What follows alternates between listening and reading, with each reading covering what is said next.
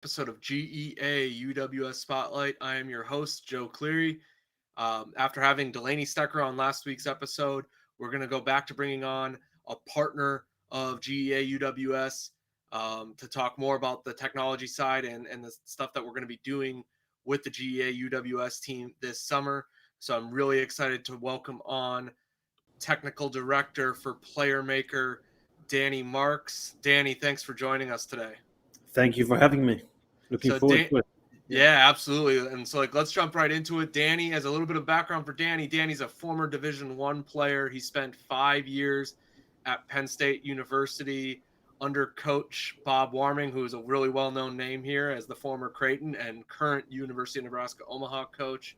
And then so we're going to talk to Dani a little bit about his path. So how did you find your way to Penn State, first of all? I knew nothing about college soccer, nothing about really the game here in the US, and I've kind of hit a dead end in my career in the path that I was going in my home country of Israel, and I was looking for options elsewhere. And as soon as I heard about college soccer and I started looking into it, it seemed like the most attractive thing in the world to me. So I worked hard. I reached out to coaches. I looked for, connections through people that I knew, and I ended up connecting with Bob Warming, a local at Omaha. So over the years, he's told me a lot about Omaha and how much he loves Omaha, and he even left Penn State in order to go back to Omaha. So that's how much him and his family love that place. So I was lucky to have a connection with him. He needed a center back, and I played center back, and it worked out last minute, and I joined the team in 2014. So thanks to Bob Warming, I'm here in the US until today. Yeah, and Bob's a legend here in Omaha and a very good coach. And you were a 3-time captain for him and Penn State. And I saw, doing a little bit of research, I saw that you had an undergraduate degree in political science, and then I think you pursued your master's in organizational management. Yep. And you even spent, I know in Israel, I believe it's required that you do spend some time in the armed services. So you spent some time before coming to Penn State in the armed services. How did you get to PlayerMaker? In my final year of college, I was looking for jobs, in many different industries. But at the end of the day, I decided that I wanted to look for something in the world of soccer. So as soon as an opportunity came about with PlayerMaker, an interview came about with PlayerMaker, an Israeli company, so it hits home for me. And working here in the US, which was my goal after graduating college here in the US. So when I had that opportunity to work in the high-tech industry, but also specifically in the soccer world, it seemed again like the most attractive thing in the world to me. Back then, 2.5 years ago, and here we are, super strong. We were, only introducing ourselves to the market when I joined the company, and now we're really flying. You'll see us in so many different levels, from the professional levels all the way down to, recreational 11-year-old boys and girls playing soccer for fun. Moving very fast and very exciting.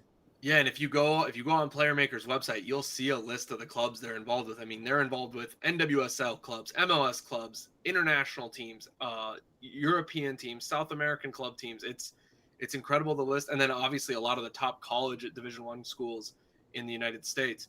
So moving into that, what can you explain me the biggest difference in our audience, the biggest difference between like PlayerMaker's technology and then what the GPS vest technology that seems to be more visible, because when you see videos of players in training, they're not really focused on their boots, they're focused on their top of their body, so everyone sees those training vests. So what's the big difference between PlayerMaker technology and then the GPS vests that we see so much of? Yeah, so a couple things. Number one is the fact that the technology is different. So GPS, relies on satellite to track the movements of players. Players meaning if you're indoors, for example, and you don't have as well as a GPS connection in an indoor facility, then you'll struggle to collect data.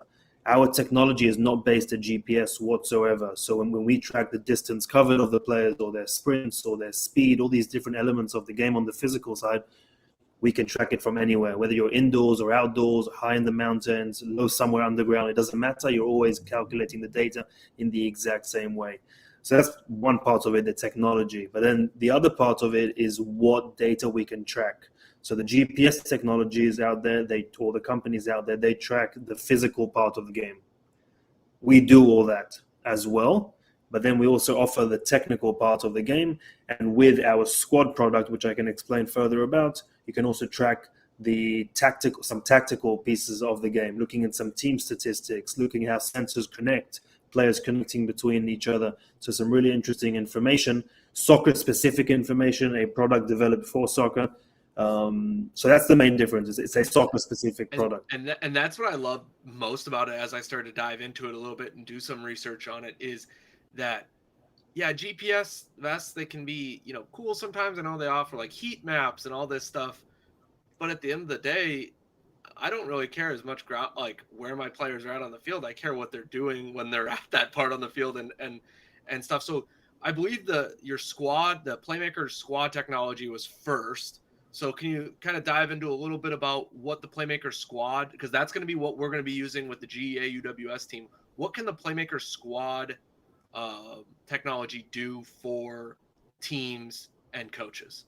Cool. So yeah, we that was our initial product. Our first product into the soccer market was our squad product, which is designed for strong competitive teams that want to track data on the field, want to track the technical part, the physical part, and really build frameworks for players to develop, or monitor players' workload, or track someone's technical progress with the ball, without the ball, all these different elements of the game. So that was our initial product that has been used 4 years ago and is still used today by Premier League teams, MLS teams, Division 1 colleges out there, professional teams around the world, like Champions League level teams, Europa League level teams, top organizations around the world using this product. And they have been for the last 4 years. And then about 6 months ago, something we've been working very heavily on for the last 2 years is being able to release an individual product. So now you don't have to be, a sports science department in an MLS club making a decision on what product we have to buy for our team. Now that same product, those same sensors, can be purchased by anyone around the world. Just have to go on the website, PlayerMaker.com, and order a pair, and you get it. And then you can use the exact same sensors, and I'll hold one up here so everyone can see as well. Same sensors that are used by a 12-year-old girl who's ordering her sensors on the website tonight will be used tomorrow by Norwich City players in England, by professional players in 18 different countries around the world. So yeah, it's a great opportunity, and it's a great way for young players to get involved and learn about their game, learn how they can improve, learn how their numbers are compared to the professionals or the people that they aim to beat or to be like. Or within their own squad too. Yeah, exactly. Because I think, and you could probably relate to this as a college player, in the college game, when you're competing for spots and you're competing for a travel roster and even scholarship at time and minutes and all that stuff, I think as a coach, as a recent college coach, I can speak how important it is to have those measurables to show players, because sometimes players, they don't want to see the subjective stuff. They want to see the objective reason of why am I not playing, and this just gives coaches and players more data of why they are where they are and what they need to get better on. Yeah, tremendous level of objectivity that I think is helpful for the coach's side and also for the player side. At the end of the day, everyone wants to find that common ground, and I think learning about yourself, tracking yourself, having that conversation with your coach about the situation that you're in based on the numbers, and see if the numbers are backing the situation or not. Maybe the numbers could make you maybe open your eyes or give it another chance or give that player another game in goal or something, And I think so. I think it's just helpful all around. Yeah, absolutely. And then My biggest question, probably, and I think that a lot of people going onto the website and maybe looking at it for the first time that may have this question or this doubt is not so much of the software, but the hardware, because it's on your foot. Mm-hmm. And I know it started before you got there, but how much testing and development went into developing that for a football cleat, a soccer cleat, a shoe, so that it would withstand not the game of soccer, which is a rough game, especially for the feet, but also not get in the way of the performance. Like, what was that process for PlayerMaker like? The company tried to find a way to calculate data, track players on the field in the most accurate way for soccer players. So everyone agreed, all the engineers, all the smart people agreed that it has to be on the feet to be the most accurate for soccer players based on if you look at a soccer player playing the game, defending, even attacking, it's not normal running. It's a lot of small steps, a lot of tiny changes of direction. It's not, it's really your feet are making so many more movements than you would even think about or could even count. Very different than normal running. So it had to be on the feet. So the strap is designed, again, for the soccer cleat. The sensor itself, the curve in the sensor, everything it's designed to be is there to not interfere the game, not hinder anyone's performance. So when a player puts this on, 99.999% of the time, the player says, oh, you don't really feel it. Because that's what it's designed to be like. It's designed to be in a way where it's tracking you. It's visible, but it's not going to affect you in any way. The actual sensor and the strap together weigh less than 8 grams. It's insignificant weight. So when a player puts it on, he doesn't feel anything. Some players even like the feeling because it gives you a bit of extra firmness around your ankle, around your foot. That's what it's designed to be. Designed to be around the cleats. Our Chief Innovation Officer, Dr. Erez Morag, worked for Nike for a couple of decades. He designed the Vapor cleats and the Mercurial cleats, the lightest cleats in the world. Yeah. So he designed the sensor, he designed the strap to fit the soccer cleats, and just to be comfortable for players. And a lot of feedback that we get from players that try it out, that put it on, they use it on a daily basis, is that the good thing about it is that the players do not want to be bothered. And even though this is visible, it's on your cleat, it does not bother you. It's not too tight, it's not too loose, it doesn't get itchy, it doesn't fall off, unlike others, other things, wearables out there. And I think that's the biggest difference is I've, as a coach, I've worked with players that have used GPS vests, and I've worked with heart rate monitors. And honestly, like, there's even times where I was just like, let's just get rid of these, because at the end of the day, it was like the heart rate monitor wouldn't stay on, or wasn't like in the right spot, or the GPS, the player was uncomfortable because the vest didn't fit right, and they just wanted it, and it was bothering, it was changing their performance. And I thought, and I think that this is just such a unique and very usable piece of technology. And like you said, not just for your top players, but also for your youth players, to be able to track how things go. So, you said 6 months ago, PlayerMaker Uno got introduced into the market, and kind of, in an important time in our world because of COVID. How did teams utilize PlayerMaker Uno during COVID to track players and see how players were progressing? How did teams do that in just some examples? No, from the top of the world, that can give you examples that when a player gets called up to their national team, then their club will send them home with an Uno, so that when he goes to the national team camp, his club that he plays for can still keep track of his numbers, can still keep track of his workload.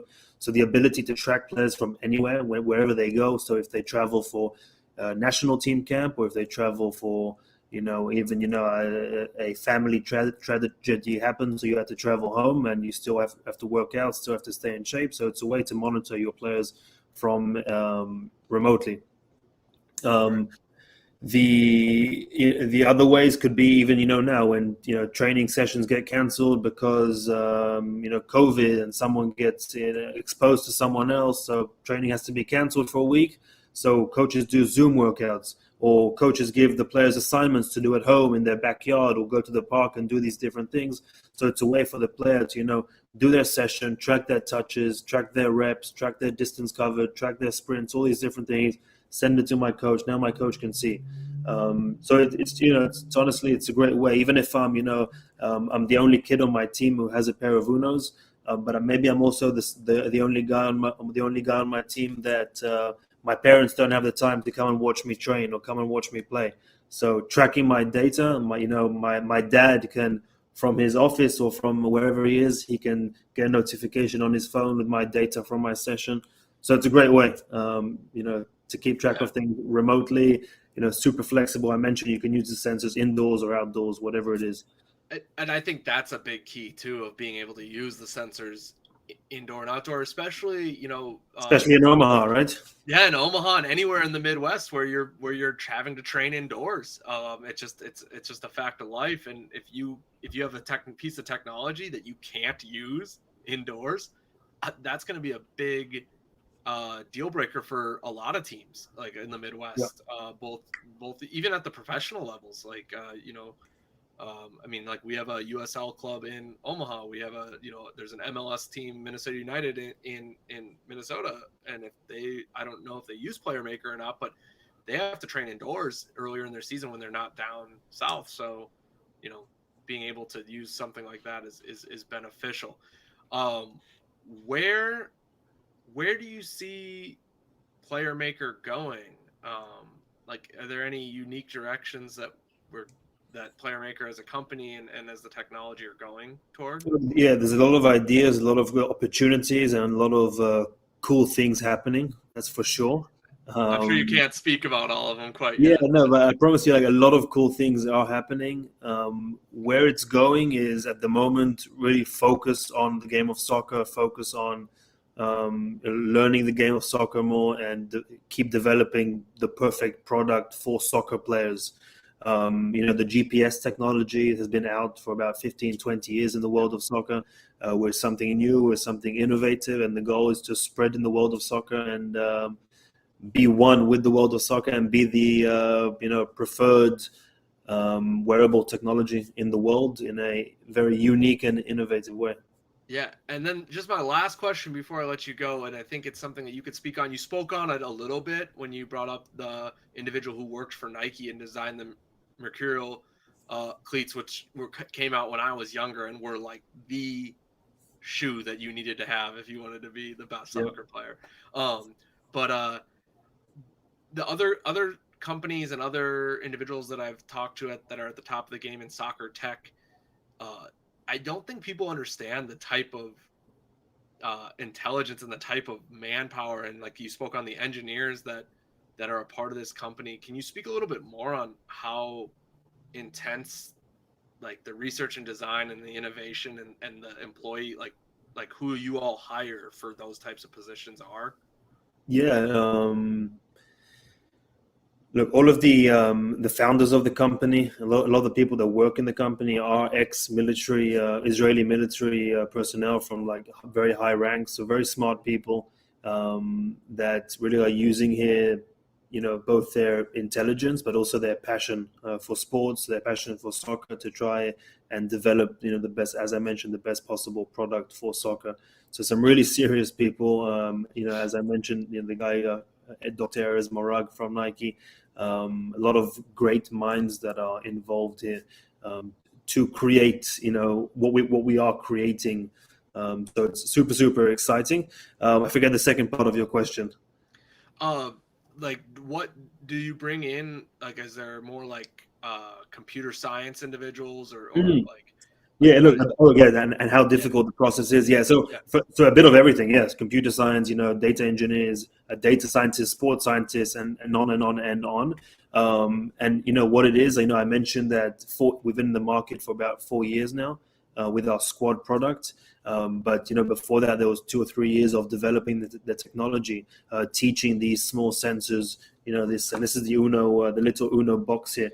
Teaching the small sensors, really the game of soccer, understanding when the player is moving the way they're moving and how to calculate the movements of the players and the speed of the players and the touches on the ball and when it's on the left foot, when you're releasing with your right foot, all these different elements of the game, it takes a couple of years of a lot of hard work. And we've tested and keep testing millions and millions of soccer interactions with the sensors to make it the most accurate, the best product for soccer, but also the most accurate product for soccer players. Yeah, and I know that we're excited to use it with the UWS team this summer. We have a really talented team that I think the young women on our team are going to really, really benefit from the use of the PlayerMaker technology. And I'm excited to see a bit more of a glimpse into it. So, Dani, thank you for joining me this evening. Thank you for sharing a little bit more about PlayerMaker and the impact it can have on soccer players. I highly encourage, and this isn't Dani, this is me saying this.